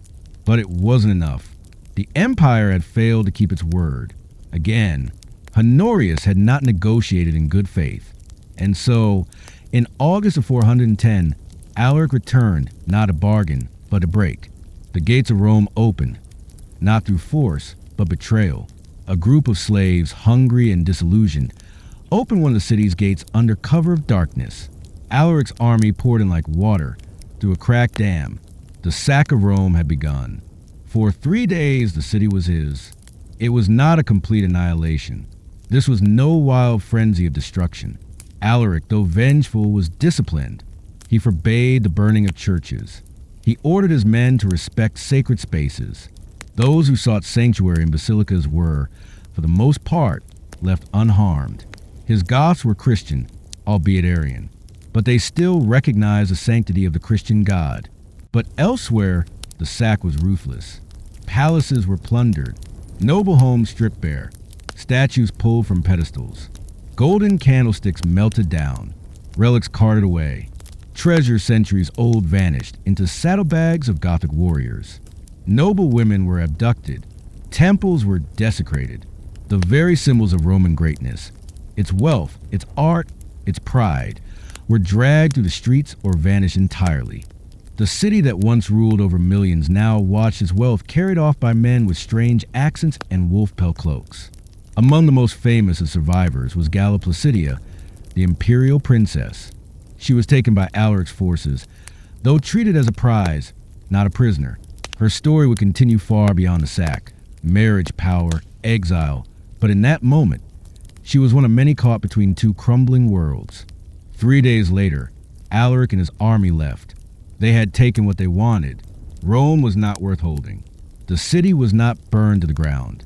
There were no mass executions, but its soul had been pierced. The news rippled outward like a shockwave. In the provinces, Roman citizens wept. Bishops lamented the fall of civilization. Jerome, writing from Bethlehem, cried out in disbelief. The city which had taken a whole world was itself taken. St. Augustine, writing from North Africa, urged his readers not to despair. Earthly cities fall, he wrote. Only the city of God endures. But beneath the theology and philosophy, a simple truth remained. Rome had been sacked. And with that, the old world shifted. The psychological blow was immense. For generations, the empire had projected stability, inevitability, grandeur, even when its borders contracted, even when emperors came and went in rapid succession. Rome itself had stood like a pillar in the storm. Now that pillar had cracked. Life, strangely, did continue. The markets reopened. Survivors cleared the rubble. Senators met again, though fewer than before. Churches resumed services. Children played in the forum, perhaps too young to understand what they had lost. Some wealthy families fled the city altogether, retreating to their rural estates. Others stayed, clinging to the ghost of Rome's former majesty. But the city never fully recovered. Its population, already declining, shrank further. Many of its elite never returned. The grandeur faded. Once grand monuments became quarries. Marble stripped, melted down, repurposed. The baths ran colder. The aqueducts failed more often. The laughter of Rome echoed less in marble halls and more in hollow ruins. The empire, too, stumbled on. Honorius remained in Ravenna, mostly unchanged. The government issued proclamations, minted coins, held ceremonies. It pretended normalcy. But the illusion had been shattered. Alaric would die a few months later in southern Italy. His successors tried to find new homes in Gaul and Spain, but the damage had been done. Other barbarian groups took note. If Rome itself could fall, if the eternal city could be taken by force, then what city was safe? What border truly held? The sack of 410 did not mark the end of the Western Roman Empire, but it marked a deep, irreversible fracture. The empire was now a body without a heart. It beat, but it bled. In time, other sacks would follow. The Vandals in 455. The Ostrogoths later still. Rome would be taken, retaken, occupied, restored, and diminished again and again. Each time a little less grand, a little more broken. But that first sack, when the Visigoths rode through its gates and looted the treasures of centuries, that was the moment the world realized Rome could fall. It did not burn like Troy. It did not vanish in a single day. It did not disappear beneath an ocean or shatter in a storm. It fell like an old tree, slowly creaking, shedding its leaves for years, until finally, one wind too strong tipped it over, and it lay where it once stood tall, proud, unshakable. The eternal city was no longer eternal, but it was still alive. It is a strange thing to witness an empire die, not in fire and blood, but in silence. There were no grand declarations, no dramatic last stands in marble forums, no collapsing palaces with emperors crying out in defeat. Instead, there was erosion, crumbling, fading. The Western Roman Empire did not fall. It drifted into memory. In the years after Rome was sacked, the empire still called itself whole, still pretended its legions ruled the land from Britannia to Africa, still minted coins with emperors' faces, still addressed the creeds from the court in Ravenna, still wore the purple and held the fasces. The rituals remained, the titles echoed, but the power, that was long gone. By the mid-5th century, the Roman West had become a theater of ghosts. The emperors, once the mightiest men in the world, were now pawns. Weak rulers installed and discarded by stronger hands, barbarian generals, ambitious senators, or distant Eastern Roman officials. They sat on fragile thrones, often unable to even control the cities they governed. Some ruled for a year, some for a few weeks. Many were assassinated, exiled, or simply vanished from history without a whisper. One of the last was Romulus Augustulus, a boy emperor, barely a teenager, placed on the throne by his father, a general named Orestes. He was no Caesar, no Augustus, just a child wearing the costume of an emperor. In 476, a Germanic warlord named Odoacer marched into Italy and deposed him. No bloodbath, no climactic battle. Romulus was sent into quiet retirement. The imperial regalia was sent to Constantinople, as if returning the title of emperor to the East. That moment, 476 CE, is a date historians often mark as a fall of the Western Roman Empire, but those alive at the time may not have noticed much change. The bureaucracy continued, though hollow. Local rulers still claimed authority from Rome. Latin remained the language of law and power, but the machinery of empire, roads, legions, taxes, law, was broken. Gone were the great legions of earlier centuries. Once, they had been symbols of Roman strength, disciplined, uniform, formidable. Now, they were fragmented. Some were disbanded. Others have become local militias, loyal not to Rome but to whoever paid them. Many Roman soldiers were not even Roman anymore. Germanic tribes filled the ranks. Loyalty to the empire faded. Loyalty to local warlords took its place. Even the word Roman began to change. It no longer meant citizenship in a mighty empire. It became a memory, a story passed down. To be Roman was to be part of a culture that was slipping away. In the provinces, the change was slow but undeniable. In Gaul, old Roman towns still stood, walled, ordered, lined with crumbling forums. But the cities were shrinking. Trade routes faltered. Roman villas, once symbols of luxury and power, were abandoned or converted into fortresses. Literacy declined. Fewer people could read the edicts from Ravenna or cared to. Local bishops became the new authorities. Power shifted from imperial governors to landed nobles, to the church, to whoever had swords and men to back their claims. The same was true in Hispania, Britannia, and North Africa. Roman systems were not swept away. They decayed. Roads fell into disrepair. Aqueducts stopped flowing. Tax collectors disappeared. And in their place came a new order, not Roman, but something else. Proto-feudal, local, tribal. Peasants who once paid taxes to the empire now owed grain or labor to the nearest strongman. Soldiers pledged loyalty not to a state, but to a patron. Roman law gave way to custom. To survive, people sought protection, not from distant emperors, but from local lords who could defend them. In many places, Roman culture lingered, on crumbling stones, in church Latin, in the memory of how things had once been. But the spirit of the empire was gone. The West had become a patchwork of kingdoms and chiefdoms, a mosaic of successor states, each claiming a piece of Roman legacy, but none truly Roman. The Eastern Roman Empire, Byzantium, watched from afar. Centered in Constantinople, the East continued for nearly 1,000 more years, calling itself Roman all the while. Its emperors saw themselves as heirs to Augustus, even as they wrote in Greek and ruled lands untouched by Latin for centuries. They viewed the West collapse with concern, but also opportunity. Occasionally, they tried to reclaim it, reconquer Italy, revive the empire. But these attempts were temporary, often hollow.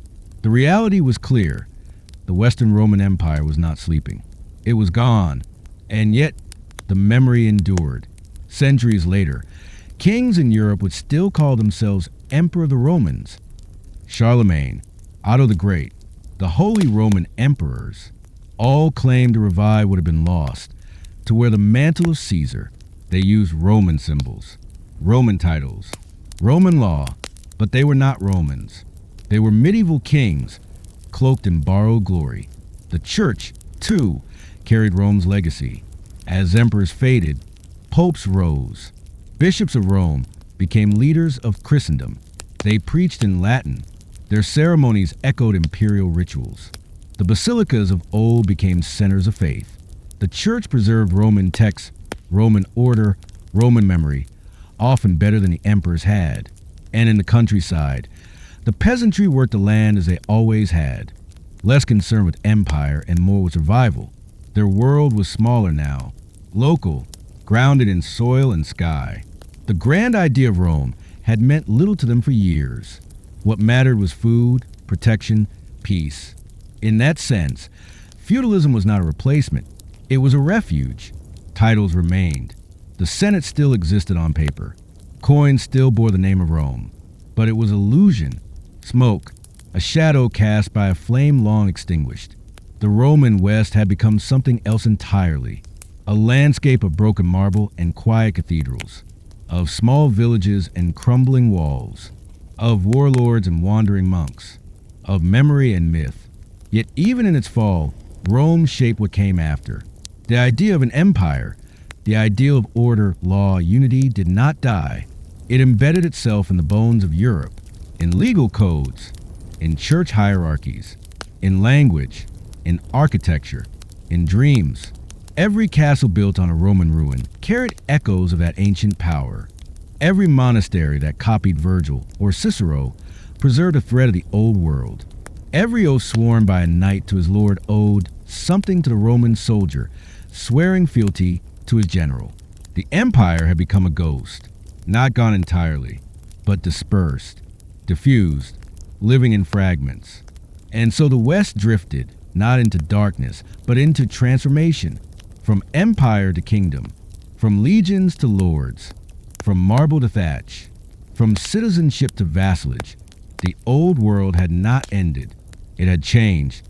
But for those who still remember the sound of Roman trumpets on the wind, the fall was undeniable. The mighty structures, the soaring aqueducts, the laws that reached across continents, all now stood as ruins, testaments to what once was. And so the curtain fell on the Western Roman Empire, not with a roar, but with a long, crumbling sigh. As the Western Roman Empire faded into mist, the East stood still. It watched, quietly, patiently, behind thick walls of stone and faith. It bore the name Rome, still called itself the Roman Empire, but it was something else now, not the Rome of Caesar, not the Rome of legions marching across the Alps. This was Byzantium, Greek-speaking, orthodox, complex. It had not fallen in 476, but its time, too, would come. The capital was Constantinople, once Byzantium, refounded by Constantine the Great in the early 4th century. It was a city of soaring domes and golden mosaics, perched between Europe and Asia, guarded by the sea on 3 sides and the massive Theodosian walls on the 4th. Constantinople was not Rome, but it became its beating heart. When the Western Empire collapsed, Constantinople endured, its emperors declaring themselves the rightful rulers of all Roman lands, even as those lands slipped away one by one. At first, it seemed they might succeed. Under Emperor Justinian in the 6th century, the Eastern Roman Empire tried to reclaim the West. His generals, Belisarius and Narses, led brilliant campaigns, retaking Italy, North Africa, and parts of Spain. For a moment, it looked like Rome might rise again. Churches were rebuilt, laws codified, coins stamped with imperial authority. But it was a fragile dream. The reconquest drained the treasury. Plague swept through the empire, killing millions. Borders remained unstable. Enemies pressed in from every side. And so, slowly, even Byzantium had to let the dream go. The West would not be Roman again. What emerged instead was a different kind of empire. Byzantium survived not by sheer might, but by adaptation. It traded diplomacy for brute force. It used marriage, bribes, alliances, and religion to manage its neighbors. It restructured its administration, shifting from grand provinces to smaller, more defensible themes, military zones governed by generals rather than aristocrats. It relied on a professional army and an elite corps called the tagmata. It became flexible, almost serpentine, in how it wielded power. And most of all, it endured through culture. Where the West forgot how to write, the East became a guardian of knowledge. While Roman schools closed in Gaul, scholars in Constantinople copied Greek and Roman manuscripts. Philosophy, science, and theology thrived here. Classical learning did not die. It slept in the libraries of the Eastern Empire. And when the Renaissance would come centuries later, it would awaken because of these Byzantine scribes. Faith also became Byzantium's shield and its sword. Christianity had transformed from an underground sect into the empire's spiritual spine. Byzantium embraced orthodoxy. It separated from Latin Rome in practice, if not yet in name. The emperor was not just a political ruler. He was God's chosen sovereign, a divine representative on earth. Church and state fused. Bishops held councils. Emperors issued decrees on doctrine. Heresy was not merely dangerous. It was treason. This made Constantinople a beacon of religion as much as politics. Missionaries were sent into the Slavic lands. New alphabets were born, Cyrillic, for example, to spread the gospel. The Eastern Orthodox Church flourished. Its art, its music, its theology, all distinct, all deeply rooted in the soil of the Byzantine world. But nothing in history stands forever. Byzantium, though more enduring than the West, had its own long decline, a decline less sudden, more stretched out, like a candle burning slowly down to the wick. There were wars, endless wars, against Persians, Arabs, Bulgars, Normans, Crusaders, Turks. Each one shaved away a little more territory, a little more strength. In the 7th century, the empire lost Syria, Palestine, and Egypt to the Islamic Caliphate. These were not just provinces. They were heartlands of Roman wealth, population, and trade. With them went grain, tax revenue, and cities once teeming with life. The empire reeled, but it did not fall. Instead, it adapted again. It shrank, but became more compact, more defensive. It emphasized survival over glory. It leaned into its Greek identity. The Latin tongue faded. Bureaucrats and soldiers alike spoke Greek, called themselves Romoi, Romans, but lived a life far removed from the forums of Caesar's age. Still, Constantinople shone. For centuries, it remained the richest, most dazzling city in Europe. Its walls were impregnable, its palaces full of silk and ivory, its markets thronged with traders from every corner of the known world. Its scholars debated theology while incense filled the air. But the rot was there, beneath the surface. By the 11th century, the cracks deepened, corruption festered, powerful aristocrats hoarded land and influence. Tax bases collapsed, the army withered, mercenaries replaced citizen soldiers. And then came the blow that shattered illusions. In 1204, the Fourth Crusade, launched to fight Muslims in the Holy Land, diverted to Constantinople. For complex reasons, part betrayal, part opportunism, the Crusaders turned on the Christian city. They sacked it. They looted its churches. They burned its libraries. They stripped its altars. It was a catastrophe unlike any Byzantium had ever faced. The empire fractured.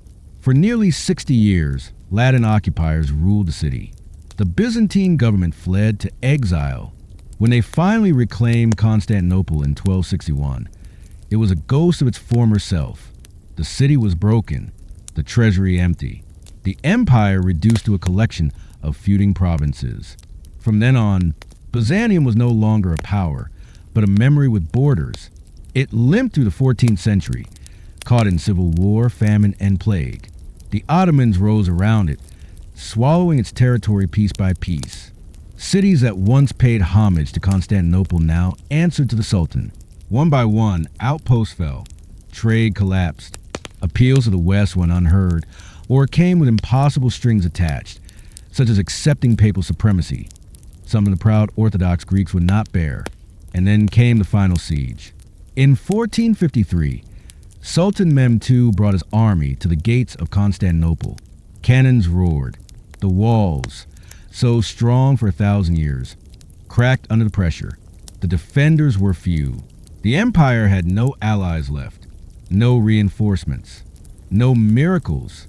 On May 29th, 1453, the Ottomans breached the walls. The city was taken. Its emperor, Constantine XI, died fighting in the streets. Hagia Sophia became a mosque. The empire, the Eastern Roman Empire, was no more, but its legacy, that did not vanish. Byzantium had carried the torch of Rome for 1,000 years after the West's fall. It preserved knowledge, protected the Orthodox Church, shaped Eastern Europe and Russia, and influenced art, law, and theology in ways that still echo today. Even its fall gave rise to something new. The Ottoman Empire, which replaced it, will become a powerful force in world history. And the city of Constantinople, now Istanbul, remained a center of power, commerce, and culture. In Russia, the idea of Byzantium lived on in a different form. The Tsars of Moscow styled themselves as the heirs of Byzantium, calling their realm the Third Rome. They claimed to continue the Roman legacy through Orthodox faith, imperial structure, and divine rule. And in the West, as the Renaissance bloomed, many of the classical texts that fueled it came from Byzantium, smuggled out before the final fall. Greek philosophers, Roman poets, mathematical treatises, all preserved by Byzantine scribes, and now reborn in the universities of Italy and beyond. So the East watched and it endured. And when it too fell, the world did not forget. The Roman Empire was gone, but it shaped the world in ways no single sword or siege could erase. It lived on in names and ideas, in books and cathedrals and coins. It had become more than an empire. It had become history itself.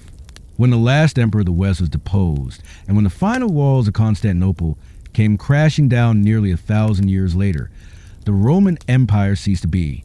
Its armies were gone, its senators silent, its imperial purple soaked into the pages of history. But Rome never really vanished.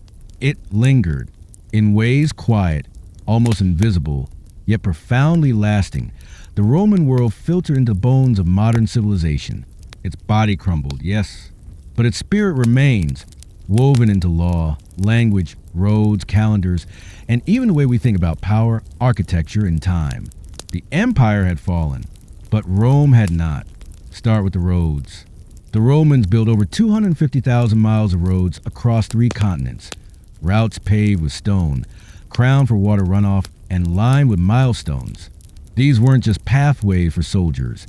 They were lifelines for trade, for culture, for administration. Centuries after Rome's political collapse, many of those roads remained in use. In Britain, the Via Foss. In Gaul, the Via Agrippa.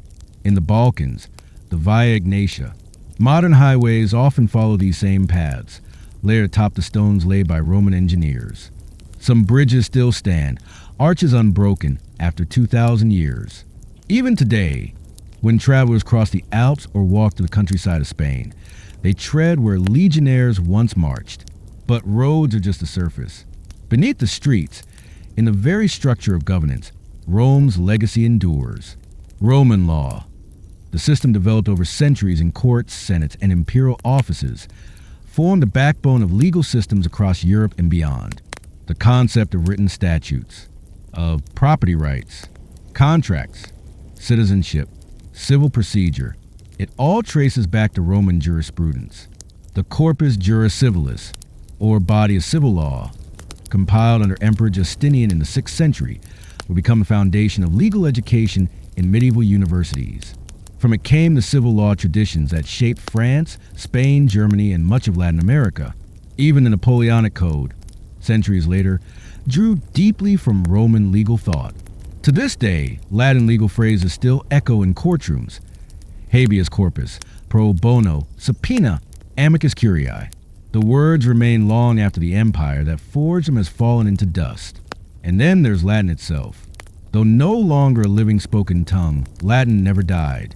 It morphed, it fractured. In the provinces, the spoken Latin of soldiers, merchants, and farmers began to change, slowly, subtly, until it gave birth to entirely new languages. Italian, French, Spanish, Portuguese, Romanian. These are Rome's children, Romance languages, each carrying traces of Latin grammar, vocabulary, and syntax. Even in English, a Germanic language by origin, Latin has left its mark. Through the church, through science, through law and scholarship, thousands of Latin words entered English. Words like justice, animal, human, library, victory, memory. Latin became the language of the learned, of scholars, of monks copying manuscripts in cold stone monasteries. For nearly a millennium after Rome's fall, Latin was the language of knowledge in Europe. The universities of Bologna, Paris, and Oxford taught in Latin. The Bible, too, was read in Latin. The Vulgate translation by St. Jerome, enduring for centuries as the central scripture of the Western Church. And speaking of the Church, Rome's spiritual shadow might be the longest of all. The Christian Church that once operated in the shadow of the Roman state became, in time, the inheritor of its authority. The Bishop of Rome, the Pope, claimed apostolic succession from St. Peter, but also took on titles once worn by emperors. The Church adopted Roman structure, Roman law, Roman ceremony. The vestments of priests resembled senatorial robes. The Basilica, once a Roman courthouse, became a church, where Roman emperors once ruled with divine mandate. Popes now govern souls. The Church held Europe together through the chaos that followed Rome's fall. It preserved texts, set laws, crowned kings, adjudicated disputes. In many ways, it was the ghost of Rome given spiritual flesh. And what a calendar. The months we live by, January through December, are Roman. So is the 7-day week aligned with planetary gods and Jewish tradition. Our year is structured around a Julian calendar, introduced by Julius Caesar himself in 45 BCE. though it was later adjusted by Pope Gregory XIII in the 16th century to become the Gregorian calendar we use today. Its bones are still Roman. Even our timekeeping bears Roman fingerprints. The idea of hours, of 12 divisions of day and night, comes from Rome. The daily rhythm of work and rest, punctuated by bells, first in Roman forums, then in monastic towers, is part of that same heritage. And then there's the architecture. Walk into any capital city in the modern West, and you'll find buildings with columns, domes, arches, echoes of Roman grandeur. From the U.S. capital to the Arc de Triomphe in Paris, from the museums of Berlin to the cathedrals of London, Roman design principles persist, not just in form, but in function. Public spaces built to impress, to endure, to symbolize power and order. And the ruins, scattered across Europe, North Africa, and the Middle East, they stand as reminders that Rome was once very real. The Colosseum, half broken yet majestic. The aqueducts outside Segovia, still carrying water until modern times. The baths of Caracalla, the temples of Baalbek, the amphitheaters of southern France. Tourists walk through them in sandals and sneakers. They take photos, pose in front of columns. But those stones once felt the footsteps of senators, merchants, slaves, emperors. The ruins are more than stones. They are memory in material form. And Rome's influence lives not just in marble and mortar, but in ideas. The Republic, Residential Publica, was born in Rome, a state governed not by kings, but by laws and elected officials. It was imperfect, exclusionary, often violent, but the idea took root. Centuries later, the thinkers of the Enlightenment would look back to Rome as a model. Cicero's speeches, Cato's defiance, the Senate's debates. The founding fathers of the United States read these texts, modeled their republic on the Roman one, called their legislature a Senate, designed their capital in neoclassical style. Even the language of citizenship, of liberty, of civil service, draws from Rome. Of course, the empire had darker lessons too. It was a world of hierarchy, of slavery, of brutal conquest, of bread and circuses to distract the masses. And those lessons endure as well, as cautionary tales, as mirrors to our modern empires, as signs of what happens when power centralizes and forgets the people it was meant to serve. Rome, in death, became myth. It was admired, feared, misused. The Holy Roman Empire claimed its name. Napoleon crowned himself in imitation of Caesar. Mussolini tried to revive its glory with fascist pomp. Even in modern politics, leaders draw on its imagery, its slogans, its authority. But beneath the myth, something quieter survives. The resilience of its systems, the transmission of its knowledge, the echo of its words in everyday speech, the endurance of its laws in our courts, the shape of its dreams in our cities. Rome is not a ghost. It is a sediment, layered into the foundations of everything that came after. You can't see it at first, but when you study the world, its languages, laws, architecture, politics, you find Rome under the surface, like fossils beneath topsoil. A fossil that shaped the future long after its own time had passed. The empire ended, but Rome became a civilization in spirit, not just in stone. And so, though the eagle no longer flies, though the legions no longer march, though the forum is quiet and the Senate's halls are dust, something of Rome still lives. In you, in me, in all of us who build, who speak, who write, who remember, because history never truly disappears. It lingers, like the roads that still run straight, like the laws that still bind, like the words we still whisper in Latin, without even knowing it. Rome is gone, and yet it never really left.